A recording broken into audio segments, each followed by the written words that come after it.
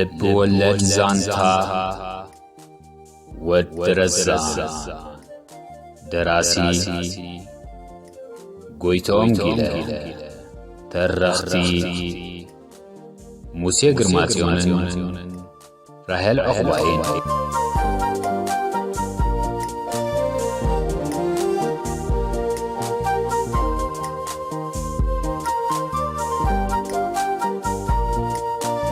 أتخرر عركي زبيلا ربادا أنت يمسيلك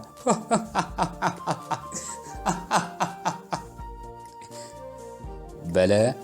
هلك عويلو إيه تمسيلني قرنش الفرادو مسيلة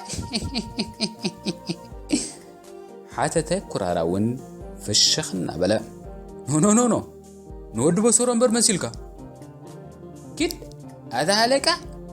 نود بسورة مسيلك تبلني يا أخي ود بسورة دا زيت عصور ماريو كمارون ديز مسيل يا أخي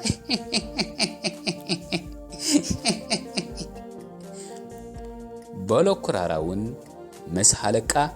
كعكعيلو الناس حقا سنة حبل إذا ناس بيزا نقرنشي الفراكي هو مو نابتن داموتات كينا نايفيس تغنش أرم يا أخي هو ودرزان عركي تسجنو أبحازن كاللغس نسخة قدقام يا أخي إلوو نتن تحنقيت وانز نبرج أرك أمركي ناب قرنش الفرا أبصحوان بقيا ناب حالك أتملسة كرارا عندي أما بالحالك عركي مسبلو خا تتححزوم إن عللو ناب انداميس اندا واقع عدوا أثو أقات أمي أبزا دقيق زيا دويلو كمدر سلازت أنحوم كا سلاح حيلوم بمئتاو بحادث أقع كوفيلوم كم سبوم مدر أبزا دقيق زيا بتمسطو كسمعو جمرو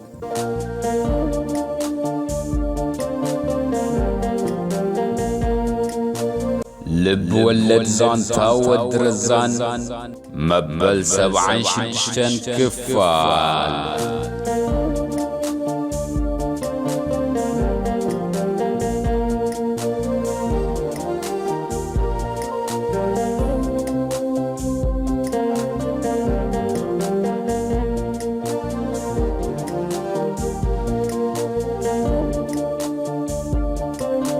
سألاتهم وعجك وزم قالو شنتهم وسغلو أرحقوا مدان قدفهم نسألاتهم قا بقبو أستوعللهم مغنياتو نقيقاتاتكم مجمريا زرغبوهم نساتهم سلزغونو مستياتكم يم بغال الزراربا سألايهم اتزبالت ممهركم وي مستياتكم مغانو فليتكم بنقفتوون بزلفوون كي حرقكمن كي تدهلكمن نغالاتو بمستوعال بمدمات مثلهم أما عراري ينبر مس نغافيهم هاي تباسو مغنياتو كم تزناب نمغارت بحر زي الوطو نغفيداون نحلنا تبعت سبات ايتكمونيو نجزا رسغا فلات غيركا محساب ناي مجمريا ملكت اللاليو مغنياتو ولا نزيت فلطو افلطو دادات بالكوينكا توساخي فلطات كتقسم يدخلنيها حلنا قنع سبون نخنتن تجاهرتي يسحقليو سلازي بعقمي فلتاتكم آيتن نيادو تحتنا نفغري سابن يهالغم تعبيت مقدم ودكت تحتنا مقدم كبرات مغانان فلتو سلازي تحافيركمن تخبيركمن نغد نبروسي لسانكم سدي مالت طعم زربا يدمت قره سب نغلو زسمعو يزامن مستوعالقن كميلو إليو مبره زحتت سلازي زسمعكم مو زبلا كل حقنتو كيرقاقزكم ايتمنوه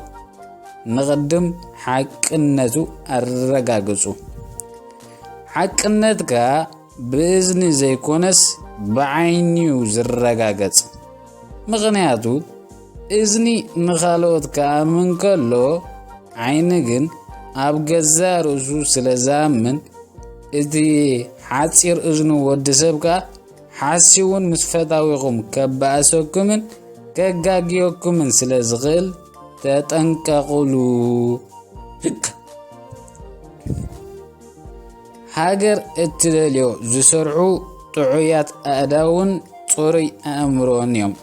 سلازي صباحنغو هاجركم من تقتانصوس لومي تمهارو كمزي تمن من تخبدو يخير بخبدو زبال نسخاتكمون من تصبح قعالفلكم لومي ولا خبدكم من ترقزكم تمرت خشبو أما العالم اتزتصبق نجر فلتات اتزغف نجر كا دنقرنايو سلازي صبق كترغبو تدادليكم تمارو عولنا مجد تفقات سلازغونه ايدقو عزلو عويلو زحسره تمايرو زخبره كامر ايزا عبي تمرت يدلن سلازي كناتروس مالت قوم نجر زيبول سباي تغنو مسبله اتصنيلو بتمسطو نقالاتو كسمع زصنح كرارا ناب حلقات صقعيلو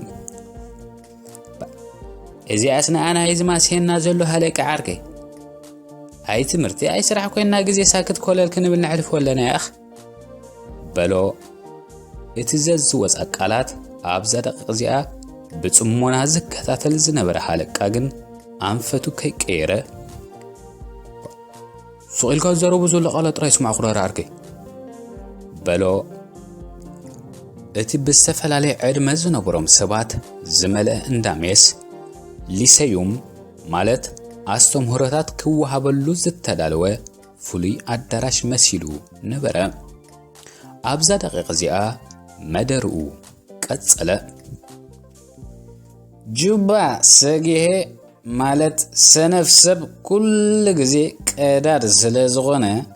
ገንዘብ አይርከቦኒ ስለዚ ንፉዓትን ሓርኮትኮት ባህልትን ኩኑ አእምርኡ ዘየጽረየ ሰብ ከም ሕማቕ ዓራት እሾኽ ጥራይ ዝበቕሎ ስለዚ ኩሉ ጊዜ ንስራሕ ስሑላት ኩኑ هابتن معبالن بصعرين زركبا عادرا سرح فتو إيرك تسرحو زقبا سرحون نملح زيدابوا كاب سرحا يوم ببال بعليك سرحو أقدمو سرح كبرخم سلزغونة أفكرو بمبال نفتنا بكدمي أوزن برا مس زمل أبرلتات تمتمو نحنت العلو كلا بوه تنقغا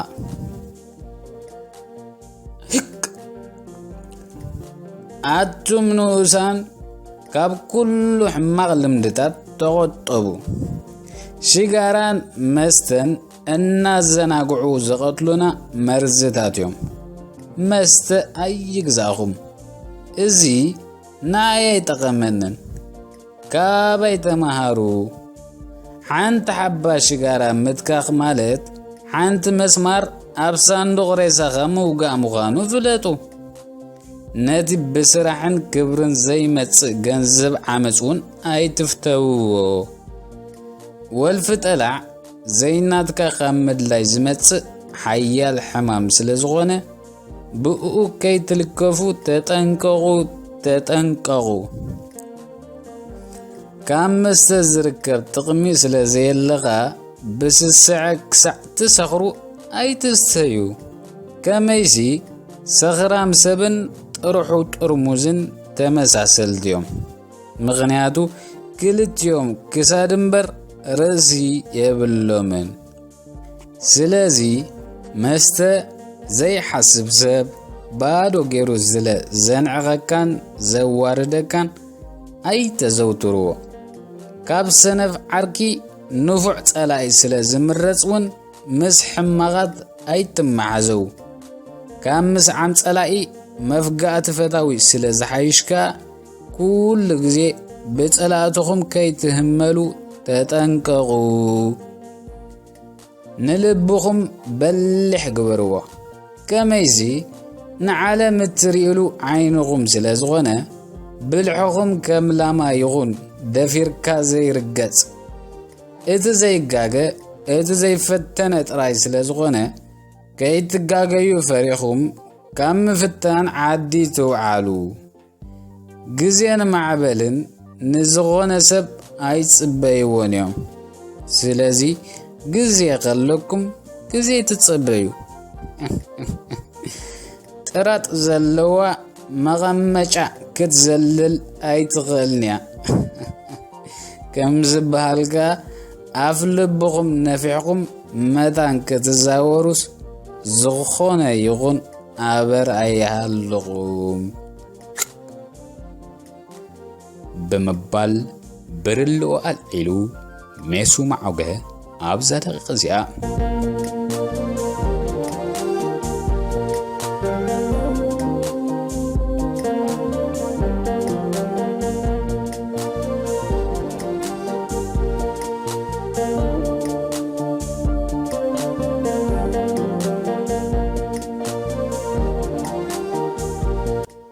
ስምዖን ወደይ በለት ማማ ብርኽቲ በሃንደበት ናብ ስምዖን ወድ ሓስሓስ ጽግዕ ኢላ ኣቤት ማማ ብርኽቲ መለሰ ስምዖን እዞም ኣሕዋትካ ደኣ ናይ ደሓን ድዮም ሂልም ኢሎም ቀንዮም መን ኣሕዋት እዮም ማማ ብርኽቲ እዋ እቲ ነጋን ማቴዎስን እምባ ከይመፁ ድዮም ቀንዮም እዋ ፈጺሞም ኣይተቐልቀሉ ንዓባ ደሃዮም ግበር ዘወደይ በለቶም ማማ ብርኽቲ ናብ ሓደ መለሊኹ ዊጥ ዘበለላ መንእሰይ እናጠመተት እቲ ኹዳራ እኳ ጽቒሉ እዩ ወያል ህልም ይበል እቲ ወዲ ረዛ እንዳእምበር በለ ስምዖን ኣእዳው ጸግና በለ ዋ ከምኡ ይትበል ዘወደይ ኣይ ሓወኻ እንድዩ ብኣስኻ ንቡር እንዳሉ ዘወደይ ይቕረ ዘይምባልን ዘይምትዕራቕን ይነውሪ ንዓዳ ጉያል ካብቲ እንዳ ኣዴኻ ዋጋይ ዓድዋ ዳሃዮም ሓቲትካለ ይመጻእ ዘወደይ በለቶ ሕራይ ሓንሳብ በሊ ጽንሒ ዘሐኪያ ናይ መብረት ክሰምዓ ብምባል ዕርምርም በለ ስምዖን ኣታ ስምዖን ዓርከይ ናይ እንዳ መን ድሙዳ ኣላ ትምዕጉርተኻ ማትስ ክስራሓሉ ዝውዓለ ሰሌዳ ምሲላቶ በሎ መብረድ እናስሐቐ ንስምዖን ግድ ድሙ ዘይኮነት ትማሊ ህይወት ሓብተይን መሓዛን ኣብ ገዛና በሃንደበት ተባይሰን ተሓናኒቕን ክመናጨታ ምስ ረኣኽወንሲ ከተዓረቕ ክብል ብኣፅፋረን ዒንተይ ኣውፅናኒ ነይረ ክገርመኩም በሎም ስምዖን መዕጉርቱ እናደረዘ ኢታ ኮይነ እንዳ ክልተ መሓዙት ኣብ መንጽ ኣይበፂሕን ሓተተ ሓደ ቺና ዝብልዎ ወዲ ማይ ተመናይ ብወዲ ተባይሰን እንታይ ዝኾነ ወዲ እታ ማሕዛ ህይወት ሓብተይ ክገርመካ ማራነካ ትድያ ነዛ ነፍሳ ልዕሊ ዓቕመያ ተጋነነ ብዛዕባ ዓርካ እውን ብዙሓ ትሕኪ ሓብተይ ከዓ ዓርኪ የብላን ትማሊ ብለኩም ማሓዛ ኸም ኣመላ እውይ ኣቲ ማሓዛ ይቅጭን ሮቤል ዓርኬዳ ንዝረኸቦ ሰብ እንድዩ ካብ ዓለም ጸበቐት ጓል ክምርዖ እናበለ ዝዕልል ዘሎ ትብላላስ እታ ሓብተይ ከዓ ዘረባ ቅጭ ስለ ዘምጻላ ተቐብላ ቢላ هو ناخ قد فكي أي وعلن براي تبلان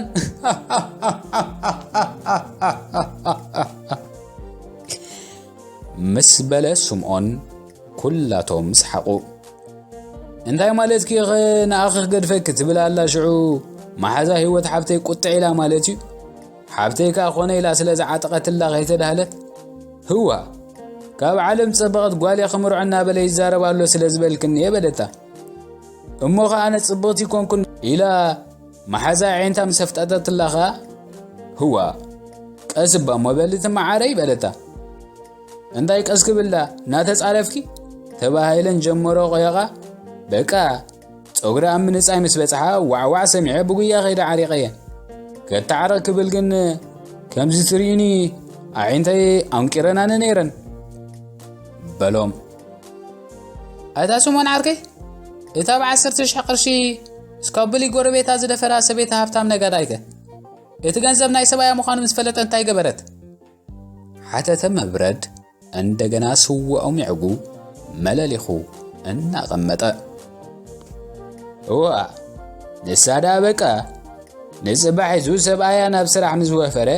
ብንግኡ ናብ ገዛኡ ኸይዳ ኳሕኩሓቶ ጨብረር ማለት እስኳብሊ ብድቁሱ ማዕጾ ገዙ ገውገው ክብል ምስ ሰምዖ መኒኻ በለ ብጎረሩ ብድቃስ ተለኺቱ ብትሑት ድምፂ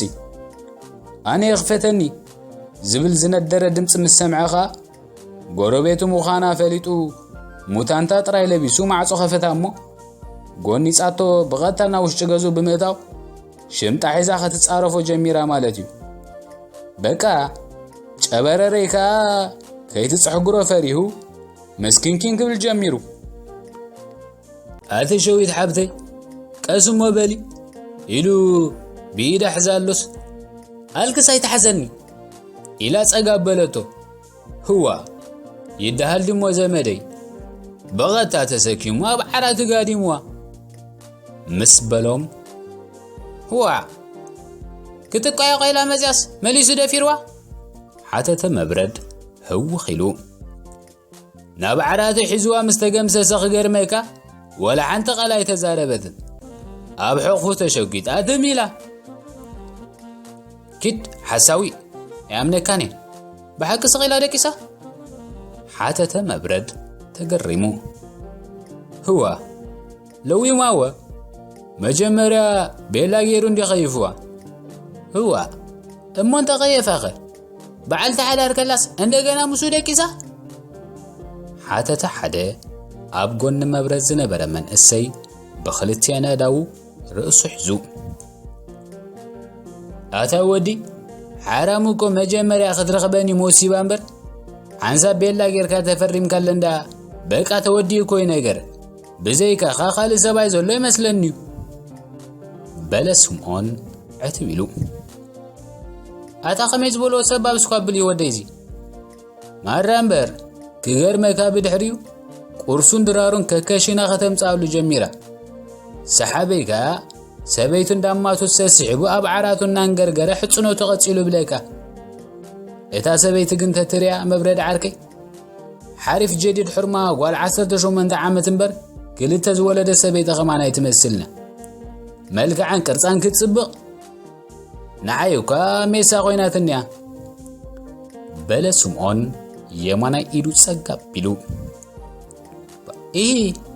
በኸሜዳ ሜሳ ኾይናትካ ወደይ ሓተተ መብረድ ንጎ ስለ ትመጽእሲ ኣብዚ ኸለኸ ኸይትርኤካ እናበለ ምሕዳር ከሊእ እንብለካ ሽወያ ኸምስ ኸለኹ ንገዛና ኸይተንሶም ኢለ ሙሴ ዝሓድር ነይረ ሕጂ ግን በቃ ሸዊት መደቀሴ የሕዲጋትኒ ሰሓበይ እሞ ምግቢ ጥራይ ዘይኮነስ ገንዘቡን ክትህቦ ስለ ጀመረት ልባስ ክቀየር ጀሚሩሎ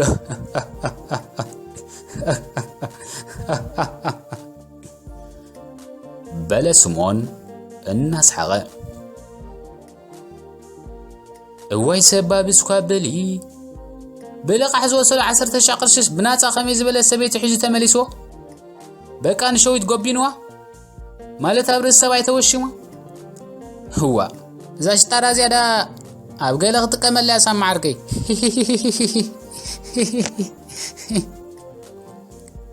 በለ መብረድ እናስሓቐ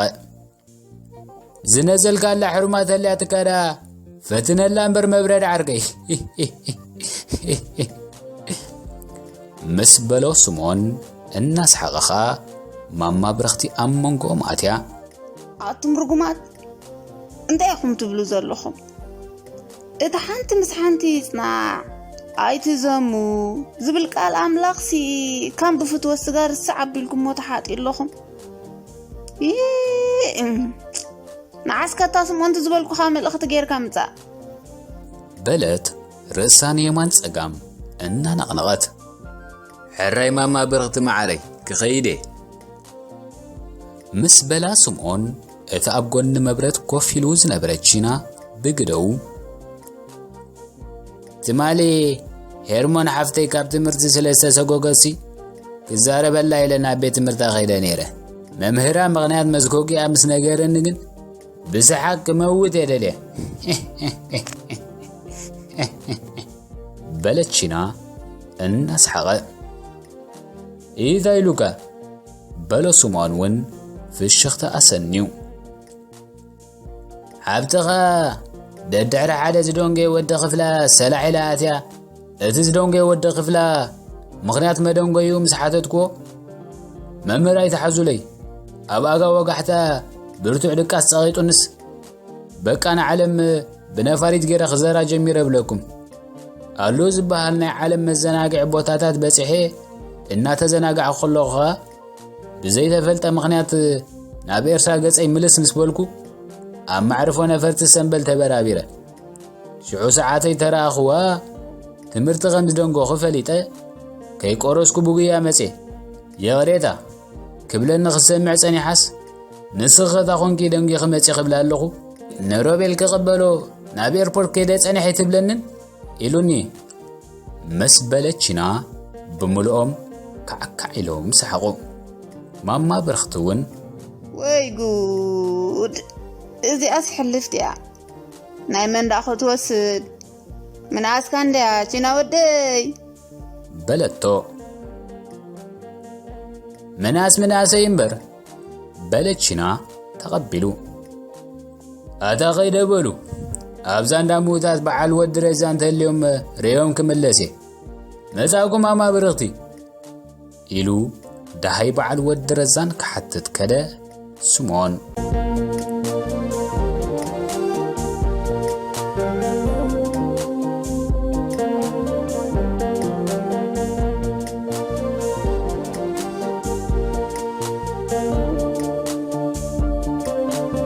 كيف هلقا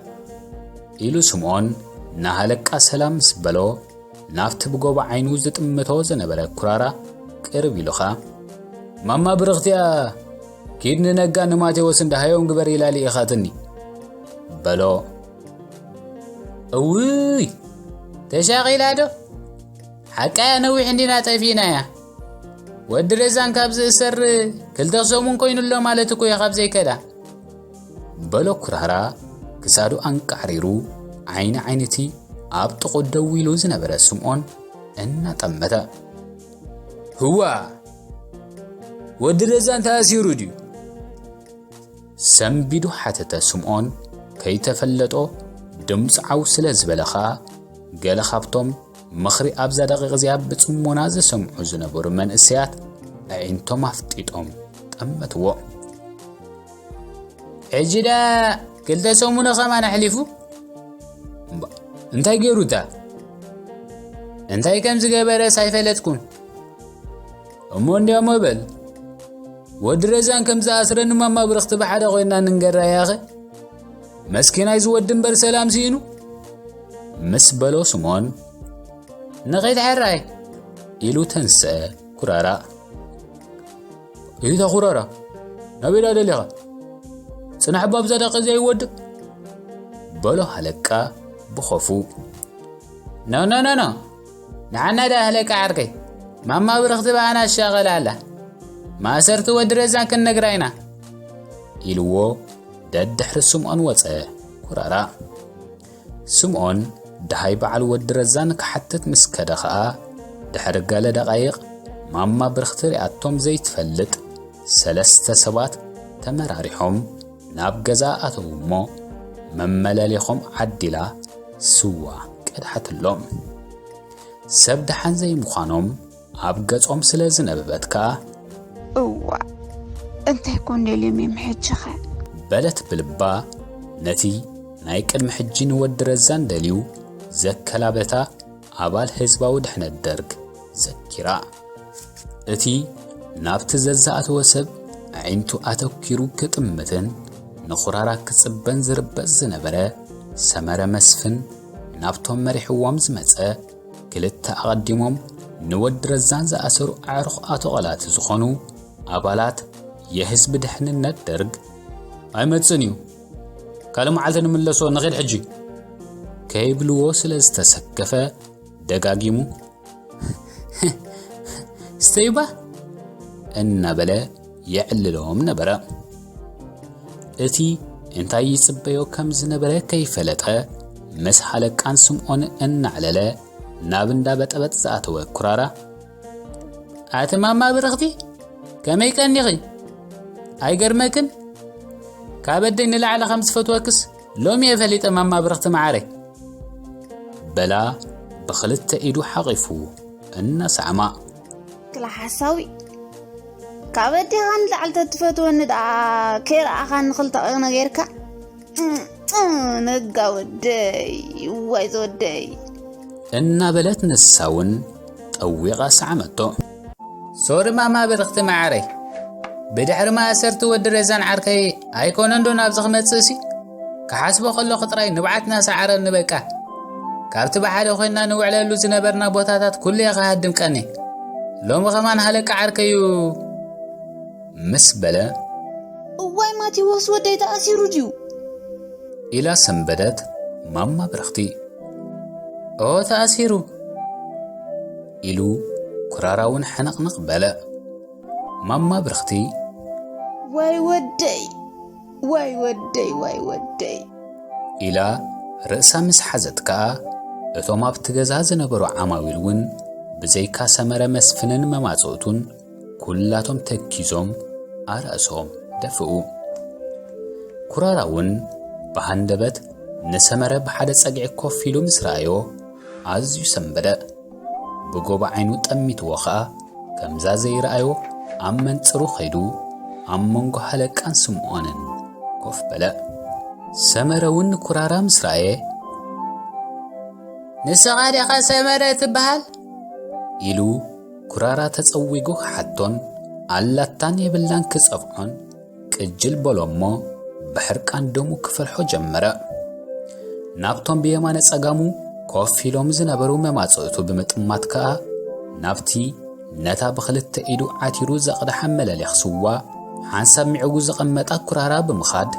ኣብ ቅድሚኡ ተገቲሩ ደው በለ።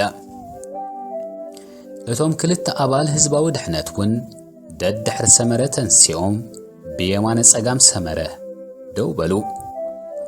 እቲ ብሃንደበት ኣብ መጻወድያ ዝኣተወ ኩራራ ንሰለስቲኦም በብታራ እናጠመተ ቀባሕባሕ ጥራይ በለ። ተነስ ማለት ተስእ በሎ ሽዑ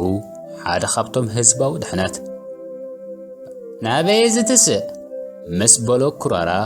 ገጹ ጸዊጉ ኸኣ እቲ ኣባል ህዝባዊ ድሕነት ብጽፊዕት ኣላደዶ። ኩራራ ብቐጥታ ተንሲኡ ኢዱ ዓሚኹም ምስ ዘበጦ ኸኣ ሰንከልከል ኢሉ ንድሕሪት ክወድቕ ደለየ እሞ እቲ ኸልኣዩ ብቐጥታ ሽጉጡ ኣውፂኡ ኣብ ግንባር ኩራራ ተኸላኣ።